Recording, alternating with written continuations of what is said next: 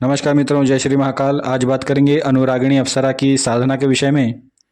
मित्रों, जैसा कि मैंने आप सभी को यह बात बता रखी है कि अप्सराओं की अलग अलग श्रृंखलाएं होती हैं, जिनमें कुछ ऐसी अप्सराएं होती हैं जिनकी साधना करने पर मेहनत बहुत ही ज़्यादा करना पड़ता है, और कुछ ऐसी अप्सराओं की श्रृंखला होती है जिनमें इन अप्सराओं की साधना करने पर हमें सिद्धि बहुत ही जल्द प्राप्त हो जाती है।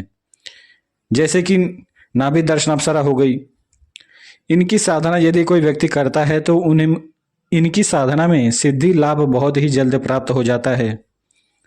इसी प्रकार से अनुरागिनी अप्सरा भी है मित्रों। यदि आप अनुरागिनी अप्सरा की साधना करते हैं तो इनकी साधना में सिद्धि बहुत ही जल्द प्राप्त हो जाती है। अधिक मेहनत नहीं करना पड़ता। एक साधक का अनुभव भी रहा है कि उन्होंने केवल 3 दिनों में अनुरागिनी अप्सरा की सिद्धि प्राप्त की थी। तो इसी प्रकार से आज अनुरागिनी अप्सरा की साधना को लेकर आए हैं। और एक बात और है मित्रों कि कुछ ऐसी अप्सराओं की भी साधना होती है जिसमें आपको मेहनत अधिक करना पड़ता है, जैसे उर्वशी अप्सरा की साधना और तिलोत्तमा अप्सरा की साधना, मेनका अप्सरा की साधना। इस प्रकार की अप्सराओं की साधना में मेहनत अधिक करना पड़ता है, और ज़्यादा मेहनत के बाद फिर यह अप्सराएं सिद्ध होती हैं।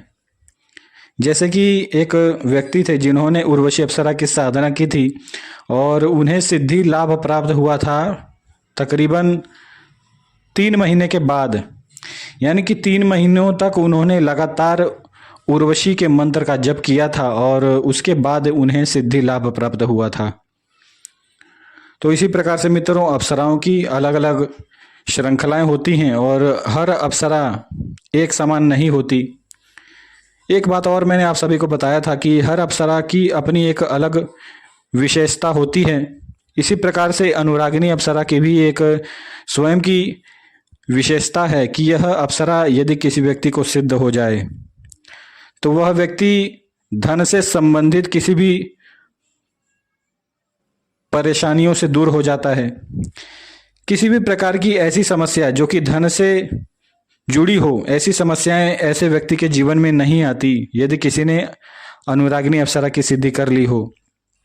और साथ ही साथ जीवन में यदि किसी भी प्रकार की विपत्ति आ गई है, किसी प्रकार की बाधा है, आपका कोई कार्य सिद्ध नहीं हो पा रहा है, तो इस प्रकार के भी कार्यों में अनुरागिनी अप्सरा कार्य करती है।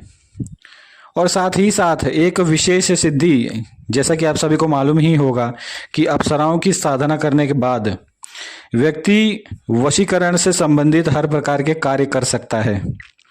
इसी प्रकार अनुरागिनी अप्सरा की भी साधना में आप वशीकरण से संबंधित सिद्धियां प्राप्त कर लेते हैं। तो मित्रों, आइए इस अप्सरा की जो साधना विधि है वह आप सभी को बता दें। सर्वप्रथम तो इस अप्सरा की साधना शुक्ल पक्ष के पहले दिन से आरंभ होती है। तो आपको शुक्ल पक्ष के पहले ही दिन से इसकी साधना आरंभ कर लेनी है। और सबसे बड़ी बात यह है कि अप्सराओं की साधना या कोई भी साधना आप करते हैं तो आपको एकांत स्थान पर ही करनी चाहिए। तो किसी एकांत कमरे में आप इस अप्सरा की साधना आरंभ कर सकते हैं। पूर्ण विधि विधान से आपको इस अप्सरा की स्थापना कर लेनी है। सुबह 5 बजे ही, यानी कि ब्रह्म मुहूर्त में उठकर आपको पूर्व दिशा की ओर एक बाजोट लगाना है। बाजोट के ऊपर सफेद रंग का कपड़ा रखना है। कपड़े के ऊपर आपको अप्सरा की जो फोटो होती है उसे स्थापित करना है, और फोटो के सामने ही आपको एक मुट्ठी चावल रख देना है। इसके बाद एक विशेष यंत्र है जो कि आपको वीडियो में ही दे दिया जाएगा। उसी यंत्र को आपको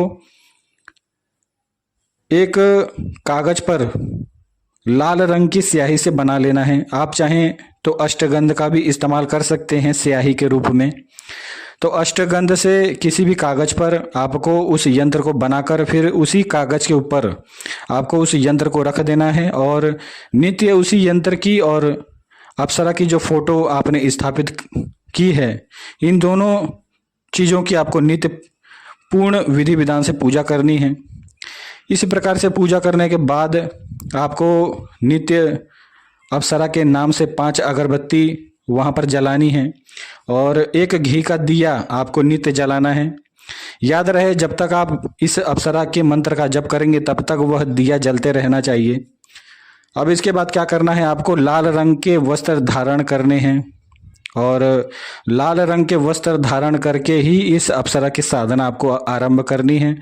जो आसन होता है साधना काल का वह भी लाल रंग का होना चाहिए, क्योंकि इस अप्सरा की साधना में जो रंग होता है वह लाल रंग की बहुत ही विशेषता है, क्योंकि इस अप्सरा को लाल रंग बहुत ही अधिक प्रिय है।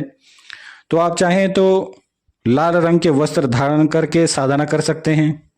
यदि किसी के पास इस प्रकार की सुविधा न हो और किसी भी प्रकार से लाल रंग का वस्त्र धारण न कर सके तो एक उपाय है, आपको केवल नित्य लाल रंग के पुष्प अप्सरा के यंत्र के ऊपर आपको चढ़ा देने हैं, उससे भी अप्सरा आपके ऊपर प्रसन्न हो जाती है।